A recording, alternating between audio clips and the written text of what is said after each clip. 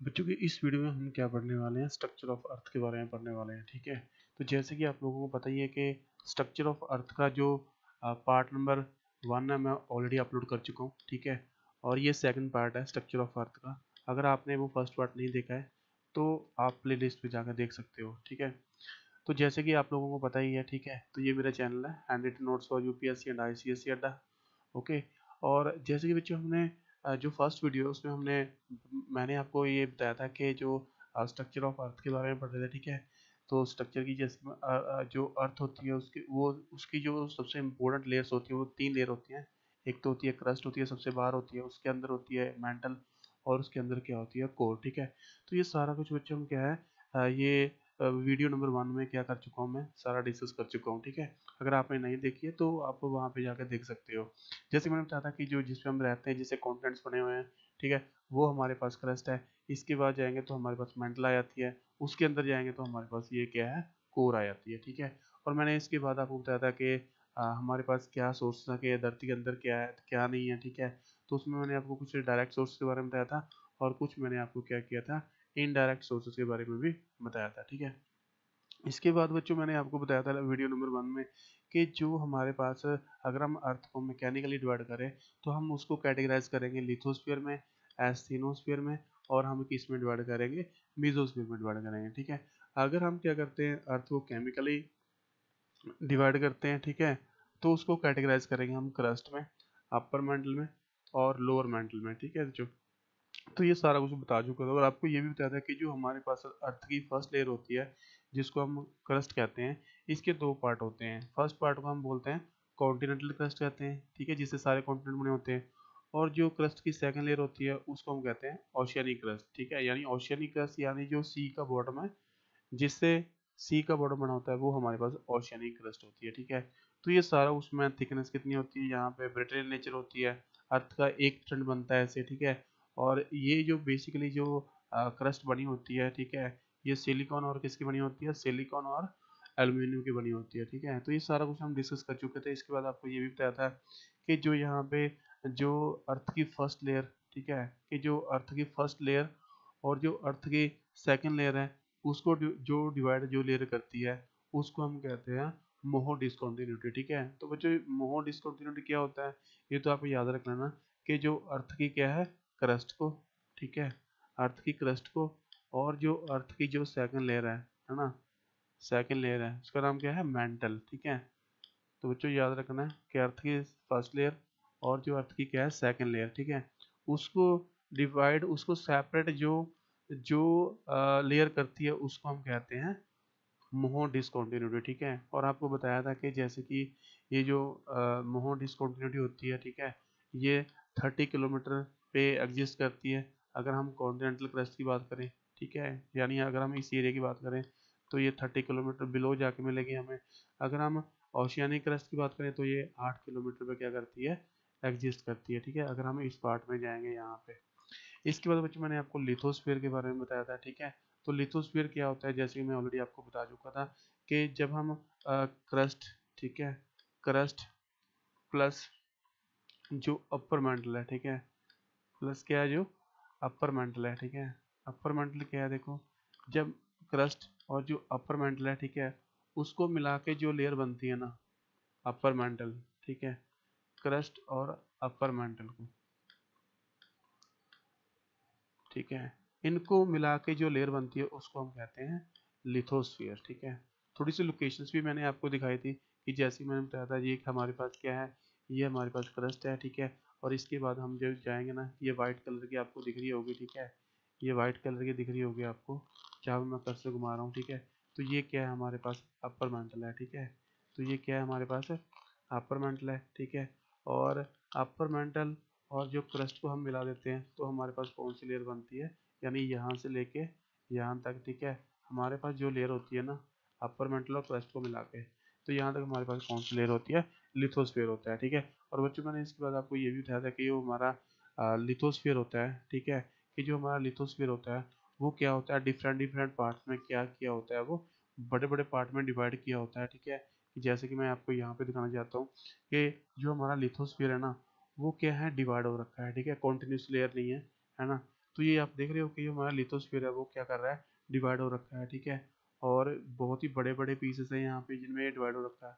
तो हर एक बड़े पीस को क्या कहते हैं, टेक्टोनिक प्लेट्स कहते हैं, ठीक है। चाहे वो छोटा पीस है चाहे वो बड़ा पीस है, तो जिनमें जो लिथोस्फीयर है वो डिवाइड हो रखा है उसको हम क्या कहते हैं, टेक्टोनिक प्लेट्स कहते हैं, ठीक है। जैसे कि ये अफ्रीकन टेक्टोनिक प्लेट हो गई, ये इंडियन प्लेट हो गई, अरेबियन प्लेट, यूरेशियन प्लेट, ठीक है, नॉर्थ अमेरिकन प्लेट, तो यहाँ पे नज़्का प्लेट्स होगी, ठीक है, ऑस्ट्रेलियन प्लेट होगी। तो बच्चों ये क्या है, ये आपको बताया था कि जो लिथोस्फीयर है ना हमारे पास, ठीक है, जो आपको लिथोस्फीयर यहाँ पे दिखाया था मैंने, ठीक है, ये वाला पार्ट है ना, लिथोस्फीयर है, ये डिवाइड हो रखा है, ठीक है, डिफरेंट डिफरेंट लेयर में, जिनको हम टेक्टोनिक प्लेट्स कहते हैं, ठीक है। और इसके नीचे बच्चों मैंने आपको ये भी बताया था, थोड़ा सीनोस्फीयर के बारे में भी बताया था, ठीक है, कि ये क्या होता है, वीक लेयर होती है, और इसमें क्या है, लिक्विड फिल हुआ हुआ है, ठीक है, यानी ये क्या है, लिक्विड स्टेट में है, ठीक है। और इसके ऊपर जो ये है यहाँ पे, जो लिथोस्फीयर है वो किस स्टेट में है, वो सॉलिड स्टेट में टूटी हुई है, ठीक है। यानी जब वो प्लेटें मूव करेंगी तो जो लिक्विड है वो बाहर आएगा, ठीक है। इसके बारे में मैं आपको बाद में बताने वाला हूँ, ठीक है, कि ये सब कुछ कैसे होता है। इसके बाद देखो मैंने आपको बताया था बच्चों की जो हमारे पास जो सेकंड लेयर है ना, सेकंड लेयर है अर्थ की, उसको हम क्या कहते हैं, मैंटल कहते हैं, ठीक है। तो जैसे बच्चों मैंने अब आप लोगों को बताया था कि जो अर्थ की सेकंड लेयर है उसको हम क्या कहते हैं, उसको हम कहते हैं कि जो हमारा मेंटल, ठीक है। तो अर्थ की सेकंड लेयर के बारे में पढ़ने वाले हैं हम इस वीडियो में, ठीक है। तो ये तो मैंने आपको रिवीजन करा दी कि जो हमने फर्स्ट वीडियो में क्या डिस्कस किया था। ये वीडियो नंबर सेकंड में हम क्या पढ़ेंगे, मेंटल के बारे में पढ़ने वाले हैं, ठीक है। तो जैसे कि बच्चे आप लोगों को पहले ही बताया कि जो लेयर की फर्स्ट लेयर होती है उसको हम अर्थ की फर्स्ट लेयर होती है उसको हम क्रस्ट कहते हैं, ठीक है। और जो सेकंड लेयर है उसको हम क्या कहते हैं, मेंटल कहते हैं, ठीक है। तो ये मेंटल है, इसी के बारे में हम क्या करने वाले हैं, इस वीडियो में डिस्कस करेंगे डिटेल में, ठीक है। तो बच्चों सबसे पहले तो जैसे कि आपको पता ही है कि जो मेंटल है वो क्या है, वो अर्थ की सेकंड लेयर है, ठीक है। यानी ये क्या हो गया, हमारे पास क्रस्ट है, ठीक है।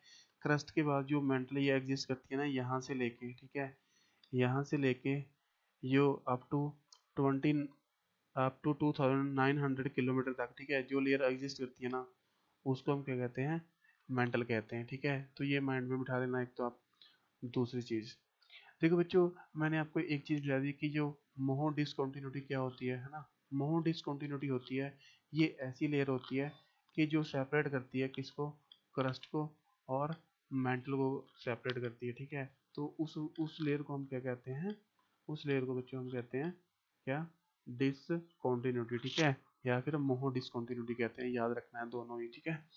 इसके बाद और ये बच्चों देखो जो इसकी थिकनेस है वो कितनी है, यहाँ पे जो अर्थ की सेकंड लेयर है वो है 2900 किलोमीटर, ठीक है, इसकी थिकनेस है। यानी आप देख सकते हो यहाँ से, ठीक है, यहाँ से लेके क्रस्ट से लेके, है ना, तो अप टू ये एग्जिस्ट करती है 2900 किलोमीटर तक, ठीक है। अर्थ के अंदर तक जाएंगे तो ये लेयर क्या करती है, एग्जिस्ट करती है। तो देख ही सकते हो कि जैसे कि थिकनेस है इसकी बहुत ज़्यादा हाई है as compared to that of crust, ठीक है। इसके बाद और बच्चों देखो मैंने बताया था कि जो क्रस्ट है वो अर्थ का सिर्फ 1% ही बनाती है, लेकिन जो हमारे पास जो ये मेंटल है ना, ये अर्थ का कितने परसेंट बनाती है, 84% बनाती है, ठीक है।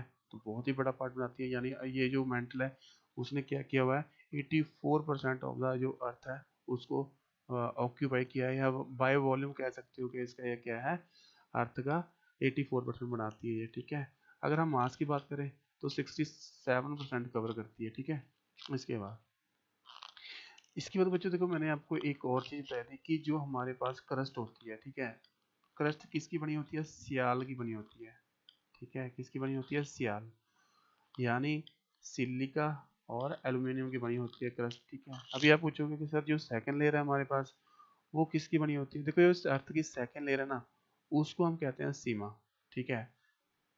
सीमा का मतलब क्या है, अभी देखो बच्चों, S I stand for silica, silicon, ठीक है, या सिलिका, और जो M A stand for magnesium, ठीक है। तो अर्थ की जो सेकंड लेयर बनी होती है जिसको हम मेंटल कहते हैं, तो बेसिकली वो किसकी बनी होती है, सिलिकॉन और मैग्नीशियम की बनी होती है, ठीक है।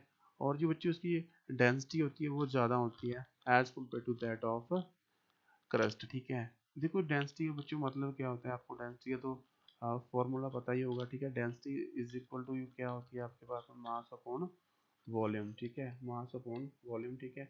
और ये यहाँ पे यूनिट्स दे रखी है। मास की यूनिट हम क्या होती है, आपको पता ही है, मास को हम ग्राम में लेते हैं, तो वॉल्यूम की यूनिट क्या होती है, हम तो उसको क्यूबिक सेंटीमीटर में लेंगे, ठीक है।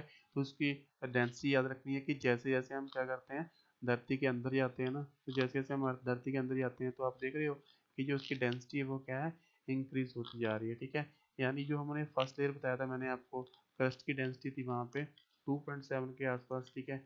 और आप देख सकते हो कि जो मेंटल की डेंसिटी है वो कितनी है यहाँ पे 3.3 से लेके, यानी अप टू एवरेज लगा सकते हो कि इसकी 4 ग्राम सेंटीमीटर क्यूबिक है, ठीक है।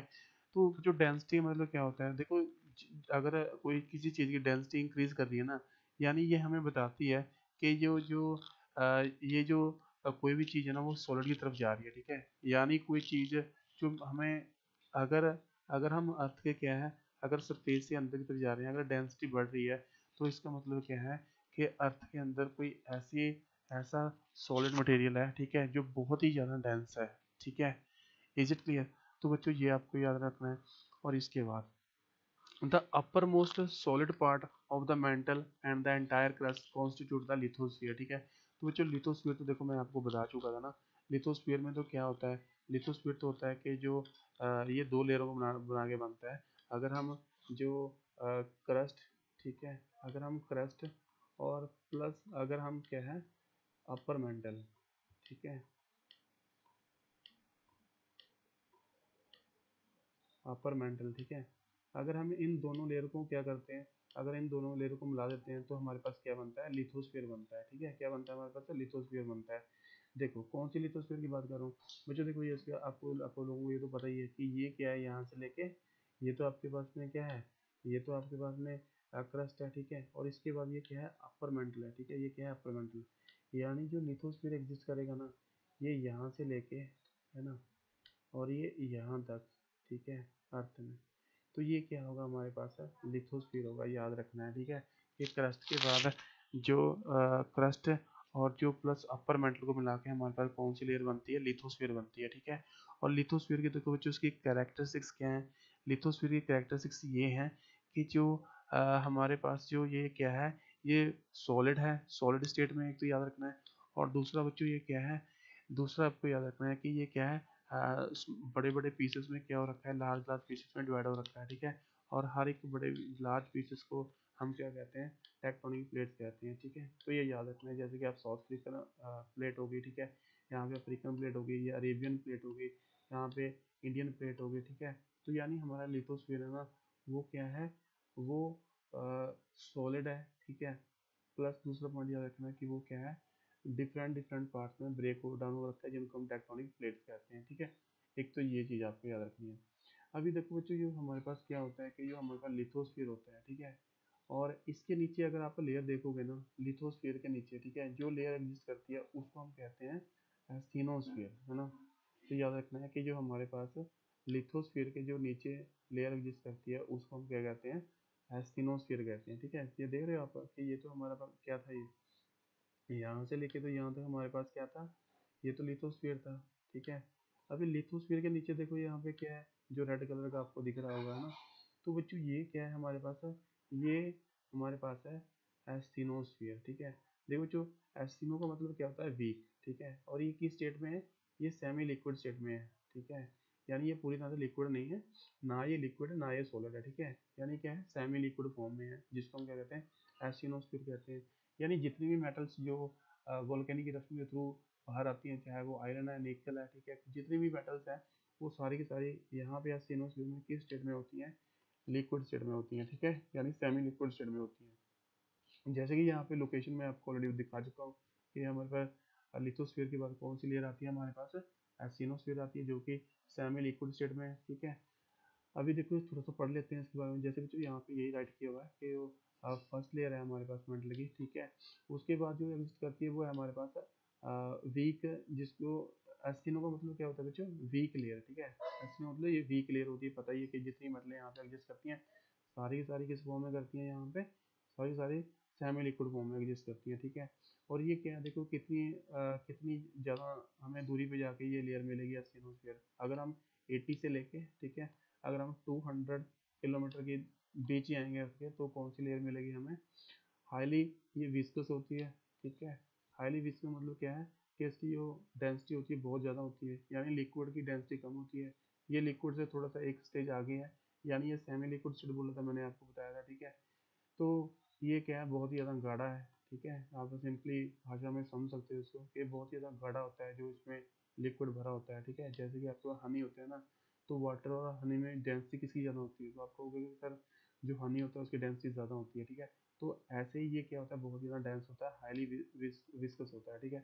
और ये क्या होता है, मैकेनिकली वीक होता है, डक्टाइल होता है, मतलब ये पता ही है आपको, सेमी लिक्विड स्टेट में होगा तो डक्टाइल तो होगा ही, ठीक है। इसके बाद और ये कितनी दूरी पे जाके हमें, अर्थ के कितने बीच जाके हमें हमें ये लेयर मिलेगी, जो एस्टिनोस्फीयर होती है 80 से लेकर 20 किलोमीटर के आसपास, हमें जब अर्थ के अंदर जाएंगे तो हमें एस्टिनोस्फीयर मिल जाएगी, ठीक है। इसके बाद तो these properties of asthenosphere aid in tectonic movement, ठीक है। देखो बच्चों, अब मैंने जो वीडियो नंबर 1 में आपको ये बताया था, ठीक है, कि यहाँ पे क्या हो रहा है, देखो यहाँ पे मैं समझा चुका हूँ ऑलरेडी कि ये क्या है हमारे पास, ये हमारे पास लिथोस्फीयर है ना, लिथोस्फीयर है। यानी जो हमारे पास ये आप देख रहे हो व्हाइट कलर का, ये अपर मेंटल, ठीक है। अपर मेंटल भी लिथोस्फीयर का पार्ट है, ठीक है। तो जो अपर मेंटल है ना, ये क्या है हमारे पास, बड़े बड़े पीसेस में डिवाइड हो रखी है, ठीक है। ये बड़े बड़े पीसेस को हम क्या कहते हैं, टेक्टोनिक प्लेट्स कहते हैं, ऑलरेडी बता चुका हूँ। और देखो इस लिथोस्फीयर के बाद ना, इस लिथोस्फीयर के बाद देखो, इस लिथोस्फीयर के बाद यहाँ पे देखना आप, इस लिथोस्फीयर के बाद कौन सी हमारे पास एस्टिनोस्फीयर है, जो कि सेमी लिक्विड स्टेट में है, ठीक है। तो बच्चों इसका मतलब तो ये हुआ कि जो पूरे का पूरा वर्ल्ड है, ठीक है, चाहे वो ओशंस है, क्या वो आग के ऊपर रहते हैं, क्या वो जो जो मैग्मा है उसके ऊपर रहते हैं। तो इसका बच्चों देखो, जो आप सोच रहे हो तो बिल्कुल राइट है, ठीक है। क्योंकि ये क्या है, टेक्टोनिक प्लेट्स हैं, ठीक है। और इसके अंदर क्या भरा हुआ है, इनके जो टेक्टोनिक प्लेट्स होती हैं, इनके नीचे क्या है, आप देख सकते हो यहाँ पे, इनके नीचे क्या है, मैग्मा है, ठीक है। तो बच्चों जब भी ये प्लेट्स क्या करती हैं, जब भी ये प्लेट्स क्या करेंगे, मूव करेंगे ना, तो इनके नीचे से क्या है, जो सेमी लिक्विड स्टेट में जो मैग्मा होता है वो बाहर की तरफ आता है, ठीक है। जैसे कि आप यहाँ पे देख सकते हो, यहाँ पे, ठीक है। तो बच्चों ये भी देखो प्लेट है, ठीक है, ये लिथोस्फीयर था, है ना, ये लिथोस्फीयर है हमारे पास। और ये क्या देखो, डिफरेंट डिफरेंट प्लेट्स में क्या हो रखा है, डिवाइड हो रखा है, जिसको हम अपर मेंटल कहते हैं, ठीक है। अगर अभी देखो ये इस डायरेक्शन में जा रहा है, ठीक है, और ये क्या है, ये इस डायरेक्शन में जा रहा है, ठीक है। अभी ये टेक्टोनिक प्लेट्स क्या करेंगे, मूव करेंगे, सपोज करो कि जैसे कि ऑस्ट्रेलियन प्लेट है, ये इस साइड में मूव करेगी, ठीक है। और ये अफ्रीकन प्लेट अगर ये इस साइड में मूव करेगी, तो दोनों के बीच में क्या स्पेस क्रिएट हो जाएगा, ठीक है। और उसी स्पेस के थ्रू क्या आएगा हमारे पास, इसी स्पेस के थ्रू क्या होगा कि जो सेमी लिक्विड फॉर्म में जो मैग्मा आपके अंदर भरा हुआ है, ठीक है, वो धरती की सरफेस पे आना क्या हो जाएगा, स्टार्ट हो जाएगा, ठीक है। जिसको हम क्या कहते हैं, वॉल्केनिक इरप्शंस कहते हैं, ठीक है। अगर आप यहाँ पे देखोगे, ये क्या है हमारे पास, ये पूरा का पूरा हमारे पास अटलांटिक ओशन है, ठीक है। और जो ये आप लाइन देख रहे हो ना यहाँ पे, ठीक है, अटलांटिक ओशन के बीचों बीच, ठीक है, एक यहाँ पे माउंटेन की सीरीज है, ठीक है, जो सरफेस पे बहुत ही कम आ रखी है। तो उस माउंटेन की सीरीज को हम क्या कहते हैं, रिज कहते हैं, बेसिकली कहते हैं मिड अटलांटिक रिज कहते हैं, ठीक है। तो ये कैसे फॉर्म हुई है, ये इसी मेथड के थ्रू फॉर्म हुई है, ठीक है। क्योंकि जब प्लेट्स मूव करती हैं, टेक्टोनिक प्लेट्स मूव करेंगी, तो जो लिक्विड है ना, जो मैग्मा है वो धरती के सरफेस पे आएगा, जिसको हम कहते हैं वॉल्केनिक इरप्शन, ठीक है। तो बच्चों ये तो देखो मैं आपको ऑलरेडी बता चुका था कि यहाँ पे एस्टिनोस्फीयर के बारे में, ठीक है। तो थोड़ा सा याद रखना है, क्योंकि इसके बाद जो हमारे पास लेसन आएगा ना, अर्थक्वेक आएगा, या फिर जो वॉल्केनिक इरप्शंस आएगी, ठीक है। तो उसमें आपको ये जो कंसेप्ट है क्लियर होना चाहिए, तभी आपको वो जो लेसन है ना पूरी तरह से क्लियर होगा, ठीक है। इसके बाद the main source of magma that finds the way, ठीक है। पता ही है हमें कि जो एस्टिनोस्फीयर होता है, जो मैग्मा आता है वो एस्टिनोस्फीयर से ही आता है, ठीक है। क्योंकि यहाँ पे टेम्परेचर बहुत ही ज़्यादा हाई होता है, और यहाँ पे क्या है कि जब भी टेक्टोनिक प्लेट मूव करेंगे तो वो क्या होगा, वो मैग्मा ऊपरी तरफ आएगा, ठीक है। इसके बाद the discontinuity between the upper mantle and the lower mantle is known as Repetti discontinuity, ठीक है। तो बच्चों अगर आप याद रख सकते हो तो ये वैसे आपके आईसीएसई पॉइंट ऑफ व्यू से इतना ज़्यादा इंपॉर्टेंट नहीं है, ठीक है। लेकिन आप वैसे भी याद रखते हो कि अपर मेंटल और जो लोअर मेंटल को जो डिसकॉन्टिन्यूटी जो लेयर इनको सेपरेट करती है उसको क्या कहते हैं, रिपीटी, यहाँ पे डिसकॉन्टिन्यूटी कहते हैं, ठीक है। इसके बाद the portion of the mantle which is just below the lithosphere and the asthenosphere but above the core is called mesosphere, ठीक है। तो बच्चों जो सिंपली आप कह सकते हो कि जो मेंटल को हम दूसरे नाम से, तो जैसे कि हम क्रस्ट को लिथोस्फीयर कहते थे, ठीक है, तो ऐसे ही जो अर्थ की सेकंड लेयर है ना, इसको हम मेसोस्फीयर कह देते हैं, ठीक है, क्या कह देते हैं इसको, मेसोस्फीयर, ठीक है, याद रखना है, मेसोस्फीयर हम किसको कहते हैं, ठीक है, मेसोस्फीयर किसे कहते हैं, सिंपली जो अर्थ की सेकंड लेयर है, जिसको हम कहते हैं मेंटल, उसको कहते हैं मेसोस्फीयर कहते हैं, ठीक है। अच्छा, एक चीज और, अभी देखो बच्चों, अभी देखो ये क्या है, अगर आपको एक और पॉइंट यहाँ पे मैंने राइट किया हुआ है, ठीक है, यहाँ पे क्या है कि कन्वेक्टिव मटेरियल सर्कुलेशन, ठीक है, तो बच्चों ये क्या होता है, देखो जैसे कि मैंने आपको वीडियो नंबर 1 में बताया था कि जब भी हम क्या करते हैं किसी, जो वो सपोज करो कि यहाँ पे एक वैसल है ना, सपोज करो यहाँ पे क्या है, एक वैसल है, ठीक है, तो यहाँ पे इसके बीच में क्या है, देखो यहाँ पे लिक्विड है, ठीक है, इसके बीच में क्या है, मैंने वाटर डाला हुआ है, ठीक है, तो जब भी मैं इसको क्या करूँगा, हीट करना स्टार्ट करूँगा ना, आपको पता ही है कि वाटर में क्या होगा, कुछ यहाँ पे सर्कुलेशन स्टार्ट होंगी, ठीक है, ये जो सरफेस के नीचे वाटर है वो गर्म होकर ऊपरी तरफ जाएगा, ठीक है, और ऊपर से जो ठंडा पानी है वो नीचे की तरफ आएगा, ठीक है, इज इट क्लियर, ठीक है, तो जो वार्म वाटर है वो ऊपरी तरफ जाएगा और जो ठंडा पानी है वो नीचे की तरफ आएगा, ठीक है, सेम ऐसे ही यहाँ भी होगा कि जो गर्म पानी है ऊपरी तरफ जाएगा, ठंडा पानी क्या है नीचे की तरफ आएगा, ठीक है, तो इनको हम क्या कहते हैं, कन्वेक्टिव करंट्स कहते हैं, ठीक है, क्या कहते हैं, कन्वेक्टिव करंट्स कहते हैं, ओके। तो जो अर्थ के सरफेस में ना, अर्थ के सरफेस में भी क्या होता है, कन्वेक्टिव करंट्स क्या करते हैं, फ्लो करते हैं, ठीक है, क्या करते हैं, कन्वेक्टिव करंट्स फ्लो करते हैं, जैसे कि यहाँ पे है ना, ये एस्किनोस्फीयर है, अभी पता ही है कि अर्थ के अंदर जो है ये एस्किनोस्फीयर क्या है, सेमी लिक्विड स्टेट में है, ठीक है, देखो इतनी ज़्यादा हीट आती कहाँ से है, बताया था मैंने कि जब अर्थ बनी होगी, ठीक है, बिलियंस ऑफ साल पहले, तो जो अर्थ का टेम्परेचर बहुत ही ज़्यादा हाई था, ठीक है, तो पहले की जो हीट रहेगी अर्थ के सरफेस में वो अभी भी प्रेजेंट है, ठीक है, इसके बाद जो यूरेनियम वगैरह है, थोरियम वगैरह है, जो हमारे पास न्यूक्लियर, जिनको जो फ्यूल होते हैं, ठीक है, वो भी नीचे ही है, जब वो डिसइंटीग्रेट होते हैं बहुत ही ज़्यादा एनर्जी रिलीज होती है, तो दूसरा रीजन ये क्या है इसका, ये सेमी लिक्विड स्टेट में होने का यही है, ठीक है, कि एक तो पहले की अर्थ की अंदर जो हीट रहेगी वो अभी तक प्रेजेंट है, दूसरा यहाँ पे क्या कहते हैं, बहुत ही ज़्यादा जो न्यूक्लियर मटेरियल्स क्या करते हैं, एग्जिस्ट करते हैं, जो डिसइंटीग्रेट होते हैं, जो इनको हीट सप्लाई करते हैं, ठीक है, तो बच्चों जब इनको हीट सप्लाई करते हैं, जैसे कि मैंने आपको बताया था कि जैसे कि वाटर जब बॉयल करता है तो इनमें भी क्या होते हैं,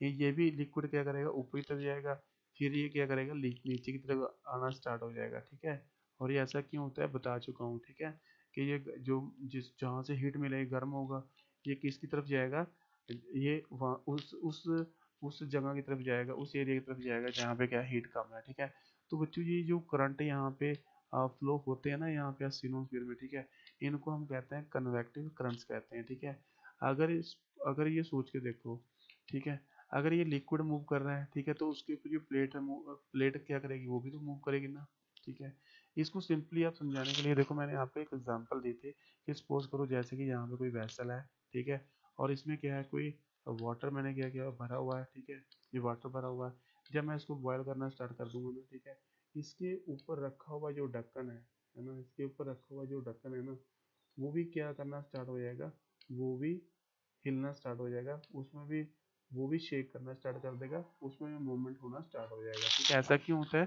क्योंकि इसके लिए जो नीचे वाटर है वो क्या कर रहा है, बॉयल कर रहा है, सेम ऐसे ही जो प्रिंसिपल है वो यहाँ भी क्या करता है, एप्लीकेबल है, कि जो हमारी एस्टेनोस्फीयर है ना, यहाँ भी लिक्विड है, ठीक है, यहाँ भी कन्वेक्टिव करंट से फ्लो करते हैं, ठीक है, और यहाँ पे कन्वेक्टिव करंट फ्लो करेंगे तो उनके साथ क्या है, ये टेक्टोनिक प्लेट्स मूव करेंगे, टेक्टोनिक प्लेट्स में अगर कोई हलचल होगी तो उसके, अगर वो वहाँ पे स्पेस क्रिएट होता है तो उसके थ्रू क्या है, ये वॉल्केनिक इरप्शन भी होगी, ठीक है, और कई बार ऐसा होता है कि जो ये टेक्टोनिक प्लेट्स है वो तो मूव कर ही रही हैं लेकिन हमें वो फील नहीं होती हैं, ठीक है, इसीलिए क्या है कि जो अगर ये टेक्टोनिक प्लेट्स मूव करती हैं, अगर ये टेक्टोनिक प्लेट्स मूव करेंगे तो उसके साथ क्रस्ट भी मूव करेगी, क्रस्ट तो हमारे घर भी मूव करते हैं, और जिसको हम क्या कहते हैं, अर्थक्वेक्स कहते हैं, ठीक है, तो बच्चों देख लो आपको पता ही लग गया कि यहाँ पे ये टेक्टोनिक मूवमेंट की,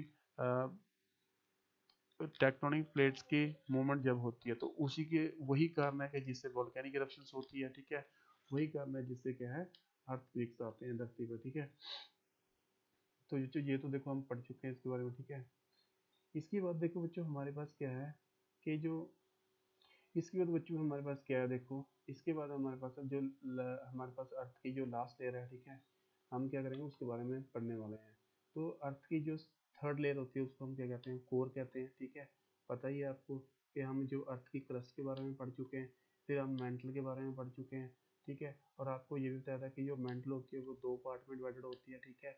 एक तो होती है अपर मेंटल होती है, ठीक है, एक होती है अपर मेंटल होती है, और एक क्या होती है, लोअर मेंटल होती है, ठीक है।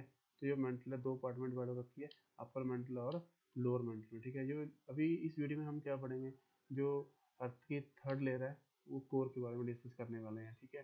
तो बच्चों जैसे कि आप लोगों को पता ही है कि जैसे जैसे हम क्या कर रहे हैं, पहले हम अर्थ के सरफेस पे थे, ठीक है। जैसे जैसे हमने क्या किया, अर्थ के अंदर जाना स्टार्ट किया हमने, ठीक है। तो वैसे वैसे क्या हो रही है, डेंसिटी भी बढ़ती जा रही है, ठीक है। तो आप ये देख रहे हो यहाँ पे डेंसिटी कितनी है, यहाँ पे 14.4 ग्राम क्यूबिक सेंटीमीटर, ठीक है। यानी फर्स्ट लेयर की 2.7 के आसपास थी, थ्री लेयर जो लेयर नंबर 2 थी मेंटल की, उसके 5 के आसपास थी, 5 के आसपास थी। और इसकी जो डेंसिटी है वो कितनी है, अराउंड 5 ग्राम पर सेंटीमीटर क्यूब है, ठीक है। तो जैसे जैसे बच्चों डेंसिटी बढ़ती है ना, तो हमें पता लगता है कि हम ऐसी ही चीज़ की तरफ जा रहे हैं जो बहुत ही ज़्यादा डेंस होगा, ठीक है। यहाँ पे समझो आप, देखो बच्चों, यहाँ पे क्या है, मैंने आपको समझाने के लिए डेंसिटी की एग्जांपल ली है, ठीक है। सपोज करो ये गैस है, ठीक है। गैस में आप लोगों को पता ही है, ठीक है, कि जो इसके पार्टिकल्स होते हैं, ठीक है, एटम्स होते हैं, उनके बीच में काफ़ी ज़्यादा स्पेस होता है, इसलिए हम गैस की जो डेंसिटी है ना वो बहुत ही कम होती है, ठीक है।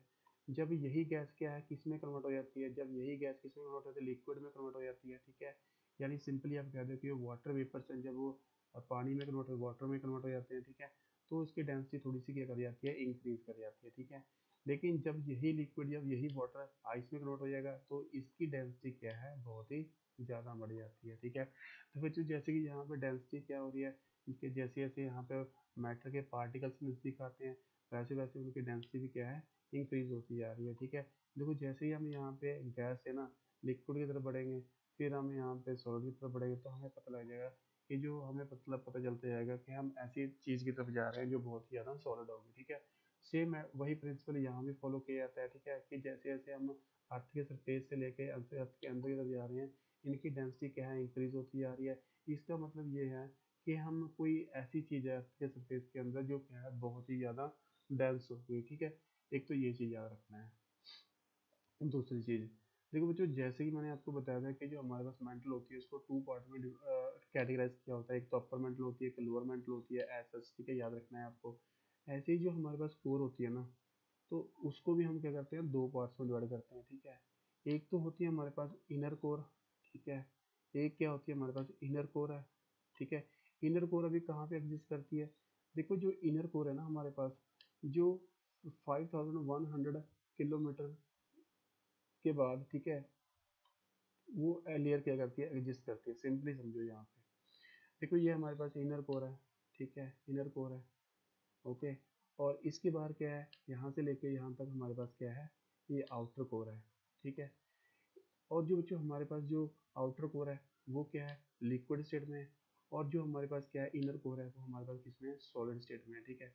अभी पूछोगे कि सर अगर ये दोनों आउटर कोर और इनर कोर अगर ये धरती के अंदर है तो इनका टेम्परेचर तो बहुत ही ज़्यादा हाई है, ठीक है। लेकिन ये लिक्विड स्टेट में क्यों एग्जिस्ट करती है, ये सॉलिड स्टेट में क्यों है, ठीक है। तो बच्चों इसका आंसर है, देखो कि ये जो आउटर मेंटल है ये लिक्विड स्टेट में इसलिए है, टेम्परेचर यहाँ पे बहुत ज़्यादा हाई है, ठीक है। लेकिन जो इस लेयर में क्या है, आउटर कोर में क्या है, प्रेशर इतना ज़्यादा नहीं है। तो प्रेशर इतना ज़्यादा होने की वजह से, ठीक है, इतना कम होने की वजह से यह है कि ये क्या है, इसीलिए क्या है, लिक्विड स्टेट में है, ठीक है। और जैसे ही हम क्या करते हैं, धरती के अंदर जाते हैं, ठीक है, जो इनर कोर है, तो यहाँ पे दोनों चीज़ हाई होती है, टेम्परेचर भी बहुत ज़्यादा यहाँ पे हाई होता है, और यहाँ पे क्या है, प्रेशर भी यहाँ पे क्या है, बहुत ही ज़्यादा हाई होता है, ठीक है।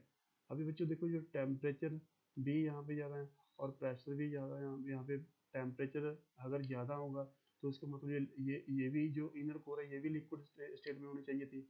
लेकिन यहाँ पे एक चीज़ का डिफरेंस है, प्रेशर भी बहुत ज़्यादा है। तो प्रेशर इतना ज़्यादा पड़ता है कि जो इसके जो मैटर के पार्टिकल्स हैं वो नज़दीक नज़दीक आते हैं, ठीक है। और जैसे कि मैंने यहाँ पे एग्जाम्पल में समझाया था आपको कि जैसे ही मैटर के पार्टिकल नज़दीक नज़दीक आते हैं, ठीक है, यानी जैसे हम उन पर प्रेशर अप्लाई करते हैं, ठीक है, तो हाई प्रेशर होने की वजह से ये जो इनर कोर है ना, ये किस स्टेट में है, ये है आपका सॉलिड स्टेट में, ठीक है। तो ये तो बच्चों आपका आंसर होगा कि जो आउटर कोर यहाँ पे लिक्विड स्टेट में क्यों होती है और जो इनर कोर है यहाँ पे ये सॉलिड स्टेट में क्यों होती है। फिर से रिपीट कर देता हूँ कि जो हमारे पास आउटर कोर होती है यहाँ पे टेम्परेचर बहुत ज़्यादा हाई होता है, लेकिन प्रेशर यहाँ पे इतना ज़्यादा हाई नहीं होता है। इनर कोर में क्या है, टेम्परेचर भी ज़्यादा है और प्रेशर भी ज़्यादा है, ठीक है। टेम्परेचर होने की वजह से क्या है, ये तो लिक्विड स्टेट होनी चाहिए थी, लेकिन प्रेशर होने की वजह से क्या है, इसके पार्टिकल्स को इतना ज़्यादा स्पेस नहीं मिलता है, जिसके कारण इसको मजबूर कर दिया कि वो किस स्टेट में एग्जिस्ट करेगी, सॉलिड स्टेट में, ठीक है। और ये अर्थ का क्या है, सबसे डेंस पार्ट होता है, याद रखना है, ठीक है। देखो बच्चों, ये जो आउटर आउटर जो मैं इसकी कोर की बात कर रहा हूँ ना, तो इसकी थिकनेस कितनी है आउटर कोर की? आउटर कोर की बच्चों जो थिकनेस है वो है 2900 किलोमीटर से लेके 51 किलोमीटर की दूरी पे, ठीक है। यानी जो ये डिस्टेंस है ना, यहाँ पे मैंने आपको बताया था कि जो मेंटल की थिकनेस होती है वो कितनी होती है, यहाँ पे बताया था आपको मैंने कि वो 2900 होती है, ठीक है। और इसके बाद कौन सी लेयर स्टार्ट होगी आपको पता ही है, यहाँ से लेके यहाँ तक कौन सी लेयर है, ये हमारे पास आउटर कोर, ठीक है। कौन सी क्या है, आउटर कोर है, ठीक है। और जो उसकी थिकनेस है वो कितनी है यहाँ पे, तो बच्चों यहाँ से लेके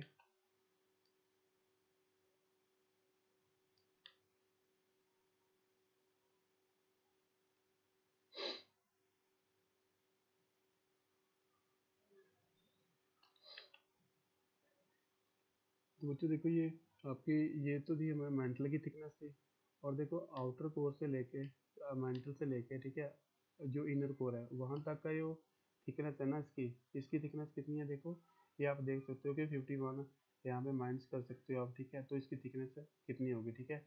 यानी यहाँ से लेके 290 से लेके, ठीक है, अप टू यहाँ तक, ठीक है, ये कितनी दूरी पे होगा, ये होगा 5100 किलोमीटर की दूरी पे एग्जिस्ट करता है, किलोमीटर, ठीक है।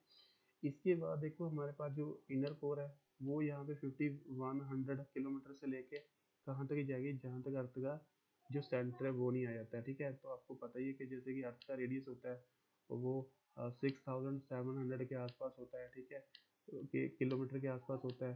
तो जब हम इस दूरी पे पहुंच जाएंगे, अर्थ के रेडियस पे पहुंच जाएंगे, तो हमें पता ही है कि हम अर्थ के सेंटर पे आ जाएंगे, ठीक है। और जैसे कि आपको बताया था कि ये जो अर्थ की थर्ड लेयर है, ठीक है, इसको हम क्या कहते हैं, बैरोस्फीयर भी कहते हैं, ठीक है बच्चों। याद रखना है कि जैसे कि हम क्रस्ट को क्या कहते थे, अर्थ को क्रस्ट को हम क्या कहते थे, लिथोस्फीयर कहते थे, ठीक है। और जो अर्थ की सेकंड लेयर है उसको मेंटल को मीजोस्फीयर कहते थे। ऐसे ही जो अर्थ की थर्ड लेयर है, कोर को हम क्या कहते हैं, बैरोस्फीयर कहते हैं, ठीक है, याद रखना है। इसके बाद देखो बच्चों, मैंने आपको एक इम्पोर्टेंट चीज़ ये बताई थी कि जो हमारे पास यहाँ पे कुछ लेयर्स होती हैं, ठीक है। जैसे कि मैंने आपको एक्सप्लेन किया था कि जो हमारे पास कि जो इससे पहले मैंने आपको ये एक्सप्लेन किया था कि बच्चे जो हमारे पास जो लेयर होती है ना, कि सपोज करो कि जैसे कि यहाँ पे कि वो लेयर जो क्रस्ट को, ठीक है, क्रस्ट को और किसको सेपरेट करती थी, क्रस्ट को और किसको, मेंटल को सेपरेट करती थी, ठीक है। उस लेयर को हम क्या कहते थे, उस लेयर को हम कहते थे मोहो डिस्कॉन्टिन्यूटी, ठीक है। याद रखना है कौन सी डिस्कॉन्टिन्यूटी कहते थे, मोहो डिस्कॉन्टिन्यूटी, ठीक है, मोहो डिस्कॉन्टिन्यूटी। ये किसको सेपरेट करती थी, क्रस्ट को और मेंटल को सेपरेट करती थी, ठीक है, क्रस्ट को और मेंटल को। इसके बाद देखो बच्चों हमारे पास एक और डिसकंटिन्यूटी है, ठीक है, जिसको हम क्या कहते हैं, ग्यूटेंसबर्ग डिसकंटिन्यूटी कहते हैं, ठीक है। कौन सी कहते हैं, ग्यूटेंसबर्ग डिसकंटिन्यूटी, यहाँ पे देख सकते हो आप, ग्यूटेंसबर्ग डिसकंटिन्यूटी, ठीक है। तो ये वो लेयर होगी, ठीक है। तो ये वाली कौन सी है, ग्यूटेंसबर्ग, याद रखना है यहाँ पे, ठीक है, ग्यूटेंसबर्ग डिसकंटिन्यूटी। तो ये किसको सेपरेट करेगी, ये मेंटल और कोर को सेपरेट करेगी, ठीक है। तो जो ये वाली डिसकंटिन्यूस लेयर है ना, ये मेंटल और कोर को क्या करेगी, सेपरेट करेगी, ठीक है। सिंपली जो क्रस्ट और मेंटल को सेपरेट करती है उस लेयर फॉर्म का तो क्या कहते हैं, मोहो डिस्कॉन्टिन्यूटी कहते हैं। और जो मेंटल और कोर को जो सेपरेट करती है उसको हम क्या कहते हैं, ग्यूटेंसबर्ग डिसकॉन्टिन्यूटी कहते हैं। इसके बाद बच्चों मैं आपको डिटेल में बताऊंगा डिसकॉन्टिन्यूटी के बारे में, ठीक है। बेसिकली जो आपको ये भी बताया था मैंने कि जो अर्थ की क्रस्ट में जो मटेरियल्स मिलते हैं, क्या क्या मिलते हैं हमें, सिलिकॉन मिलता है और एल्युमिनियम मिलता है, ठीक है। अर्थ की जो और अंदर चले जाएंगे, जो जो हमारे मेंटल है, इसमें हमें क्या क्या मिलेगा, इसमें हमें सिलिकॉन मिलेगा और हमें क्या मिलेगा यहाँ पे, मैग्नीशियम मिलेगा। अर्थ की जो सेकंड लेयर है मेंटल है, ठीक है। और जो अर्थ की थर्ड लेयर है, ठीक है, उसको हम कहते हैं नाइफ कहते हैं, ठीक है। क्या कहते हैं उसको, नाइफ कहते हैं, ठीक है, निकल और आयरन, ठीक है। जो अर्थ की देख रहे हो आप यहाँ पे जो कोर है ना, कोर में ये कौन कौन से मटेरियल्स यहाँ पे एग्जिस्ट करते हैं, कोर में कौन कौन से मटेरियल एग्जिस्ट करते हैं, निकल और आयरन, ठीक है, याद रखना है कि जो इसलिए जो कोर है ना काफ़ी ज़्यादा डेंस है, क्योंकि हम बहुत ही भारी मटेरियल ट्राई करते हैं, जैसे निकल और यहाँ पे आयरन हो गया, ठीक है। और अर्थ की सेकंड लेयर में कौन कौन से मटेरियल एग्जिस्ट करते हैं, सिलिकॉन और मैग्नीशियम। अर्थ की क्रस्ट में सिलिकॉन और अल्मीनियम, ठीक है, याद रखना बहुत ज़्यादा इंपॉर्टेंट है। इसके बाद जो हमारे पास क्या है कि जो अर्थ की कोर है ना, तो ये अर्थ का कितना वॉल्यूम कितना परसेंट बनाती है, 15% बनाती है, ठीक है। याद रखना है कि पूरी अर्थ का जो वॉल्यूम वाइज अगर हम बात करें तो कोर कितना परसेंट बनाती है, कोर बनाती है 15%, ठीक है। इसके बाद डेंसिटी के बारे में ऑलरेडी बता चुका हूँ, और ये दो पार्ट में डिवाइड हो रखी है, इनर कोर और आउटर कोर, ठीक है। और इसी ये बहुत ही ज़्यादा यहाँ पे क्या है, जो निकल वगैरह यहाँ पे आयरन जैसे मटेरियल है ना, तो इसीलिए आपको पता ही है कि ये मैग्नेटिक मटेरियल्स है, ठीक है। इसी यही मटेरियल्स क्या है, क्या बनाते हैं, अर्थ की मैग्नेटिक फील्ड के लिए क्या होते हैं, रिस्पॉन्सिबल होते हैं, ठीक है। तो याद रखना मैग्नेटिक फील्ड के बारे में और किसी वीडियो में हम क्या करेंगे, डिस्कस करेंगे, ठीक है। जैसे कि आपको पता ही है कि जो सिंपल मैग्नेट होती है उसके दो पोल होते हैं, ठीक है, दो पोल होते हैं, एक नॉर्थ पोल होता है और एक क्या होता है, साउथ पोल होता है। ऐसे ही जो हमारी अर्थ है ना, ठीक है, इसके भी क्या है, दो पोल है, ठीक है, दो मैग्नेटिक पोल्स है, याद रखना है आप लोगों को, ठीक है। अर्थ की मैग्नेटिक फील्ड कुछ ऐसे बनती है, ये कुछ हम और वीडियो में क्या करूँगा, आपको डिस्कस करूँगा, ठीक है। याद रखना है कि ये अर्थ की मैग्नेटिक फील्ड भी इसीलिए है क्योंकि कोर में क्या है, बहुत ही ज़्यादा हैवी मटेरियल क्या करते हैं, लोकेट करते हैं। इसके बाद मैं आपको बता चुका हूँ कि जो हमारे पास इनर कोर है ना, वो क्या है, वो हमारे पास इनर कोर है, ये सॉलिड स्टेट में है, और जो आउटर कोर है वो क्या है, हमारे पास लिक्विड स्टेट में क्या है, एग्जिस्ट करती है, ठीक है। इसके बाद अगर हम और भी एक और डिस्कंटिन्यूटी लेयर को याद रखना चाहो तो ये भी रख सकते हो कि जो अपर कोर, ठीक है, और जो लोअर कोर को जो लेयर सेपरेट करती है ना, उसको हम कहते हैं लेमैन डिस्कंटिन्यूटी, ठीक है। यानी ये होगी हमारे पास इनर कोर होगी, और ये होगी हमारे पास आउटर कोर। इसको जो लेयर यहाँ पे ये वाली लेयर है ना, जो उसको सेपरेट करती है आउटर कोर और इनर कोर को, इस लेयर को हम कहते हैं लेमन्स डिसकंटिन्यूटी, ठीक है। तो बच्चों ये था हमारे पास जो तीन लेयर्स के बारे में पूरी डिटेल में बताया, ठीक है। और इसके बाद देखो ये आपको थोड़ा सा रिवीजन करवा देता हूँ, ठीक है। देखो देखो बच्चों, डिसकंटिन्यूटी का मतलब क्या होता है, डिसकंटिन्यूटी का मतलब ये होता है, देखो पहले यहाँ पे ना डेफिनेशन पढ़ते हैं। Discontinuities are the regions in the earth where seismic waves behave a lot different compared to surrounding regions due to marked changes in the physical और chemical changes। सिंपली बच्चों देखो यहाँ पे क्या है, सिंपली अगर मैं आपको समझाने की कोशिश करूँ, ठीक है, तो यहाँ पे क्या है, सपोज करो कोई यहाँ पे पर्सन है, ठीक है। अगर वो देखो इस डेस्क की तरफ क्या कर रहा है, मूव करना स्टार्ट कर दिया उसने, ठीक है, तो सीधा जाता जाएगा। लेकिन अचानक से क्या आती है आगे, दीवार आ जाती है, ठीक है, क्या आ जाती है, वॉल आ जाती है, ठीक है। अगर ये आगे आ जाएगा तो आपको पता ही है ना कि ये किसकी तरफ मुड़ेगा, या तो इधर इधर मुड़ेगा ये, या फिर इसकी तरफ मुड़ना स्टार्ट कर देगा, ठीक है। यार ये इसकी स्पीड में क्या आ गया, चेंजेस आ गया, क्यों आ गया, क्योंकि कुछ ना कुछ यहाँ पे क्या है, ऑब्स्ट्रक्शंस अभी इसके रास्ते में आ गई है, ठीक है। तो बच्चों सेम ऐसे ही होता है कि जो अर्थक्वेक्स जहाँ से ओरिजिनेट करते हैं ना, अर्थक्वेक आपको पता है फोकस से ओरिजिनेट करते हैं, बताऊंगा अभी कि फोकस क्या होता है जब हम अर्थक्वेक्स वाला लेसन डिस्कस करेंगे, ठीक है। तो बच्चों जहाँ फोकस से क्या करते हैं, सिस्मिक वेव्स निकलती हैं, ठीक है, सिस्मिक वेव्स, इनको क्या कहते हैं, सिस्मिक वेव्स कहते हैं, ठीक है। और ये क्या है, सारी ही डायरेक्शन में क्या है, स्प्रेड हो जाती हैं, ठीक है। ओके, ये सिस्मिक वेव्स क्या है, सारी डायरेक्शन में क्या है, सेपरेट हो जाती हैं। लेकिन जैसे ही बच्चों ये ऐसी लेयर पे पहुंचते हैं, कहाँ पे पहुंचती हैं, जैसे ही मैंने बताया था आपको, ये मोर डिसकंटिन्यूटी पे पहुंचती हैं, ठीक है। या फिर ये कहाँ पे पहुंचती हैं, ग्यूटेंसबर्ग डिसकंटिन्यूटी पे पहुंचती हैं, ठीक है। या फिर ये क्या है, यहाँ पे लेमन डिसकंटिन्यूटी पे पहुंचती हैं, ठीक है। जब ऐसे एरिया पे ये जो वेव्स जाती है ना, तो ये क्या है, अपना रास्ता चेंज कर लेती हैं, ठीक है, अपनी डायरेक्शन क्या कर लेती हैं, चेंज करती है, यानी ये और ही तरीके से क्या है, ये बिहेव करती हैं। अभी देखो ऐसा कि ऐसा ये जो सिस्मिक वेव से क्यों करती हैं, तो जैसे ये बंदा था, मैंने बताया था सीधा जा रहा था, ये रास्ते से क्यों मुड़ा था, क्यों इस डायरेक्शन की तरफ टर्न किया था इसने, क्यों इस डायरेक्शन की तरफ टर्न किया था, क्योंकि आगे ऑब्स्ट्रक्शन आ गई। तो सेम ऐसे ही ये जो वेव्स है ना, इनके रास्ते में कुछ ना कुछ ऑब्स्ट्रक्शन आ जाती है, इसलिए वो अपनी डायरेक्शन क्या कर लेती है, चेंज करती है, इसीलिए वो क्या है, नॉर्मल बिहेवियर नहीं करती हैं, ठीक है, जब उनकी एनालाइज किया जाता है। तो ये ऐसा ऑब्स्ट्रक्शन क्या है, ऐसा ऑब्स्ट्रक्शन है कि जो अर्थ के जो जो भी जिसमें मटेरियल हो रही है, चाहे सिलिकॉन है, एल्यूमिनियम है, ठीक है, वहाँ पे क्या है, वहाँ पे उनकी जो अर्थ का जो मटेरियल जिससे बनी हुई है ना, उस मटेरियल में चेंजेस आ जाते हैं, ठीक है। सपोज करो कि जैसे कि निकल होता है, ठीक है, या फिर कोई आयरन की एग्जांपल ले लो, ठीक है। पहले जो ये सिस्मिक वेव्स थी आयरन में फ्लो हो रही थी, तो जैसे ही आप आगे इस लेवल पे पहुंचते हैं तो आयरन की प्रेजेंस कम हो जाती है, ठीक है, और मेटल्स की बढ़ जाती है। तो अगर ऐसे चेंजेस आते हैं ना, यहाँ पे केमिकल प्रॉपर्टीज में चेंज आते हैं जो भी मेटल होता है, तो इसलिए ये वेव्स क्या है, एबनॉर्मल वेव करती है, नॉर्मल वेव नहीं करती है जब इनको एनालाइज किया जाता है, ठीक है। तो ऐसी ही लेयर जहाँ पे जो सिस्मिक वेव्स है वो नॉर्मल बिहेव नहीं करती हैं, अपनी डायरेक्शन चेंज कर लेती हैं, तो ऐसे रीजन्स को ही क्या कहते हैं, हम डिसकॉन्टिन्यूटीज कहते हैं, ठीक है। और आप मैंने आपको 3 डिसकॉन्टिन्यूटी के बारे में बताया था। एक तो मैंने आपको बताया था कि मोहरोविसिस डिसकॉन्टिन्यूटी, ये क्रस्ट और मेंटल को सेपरेट करती है, ठीक है। तो यहाँ पे आप देख सकते हो ये पूरी की पूरी क्या है हमारे पास, ये क्रस्ट है, ठीक है, ये हमारे पास क्रस्ट है।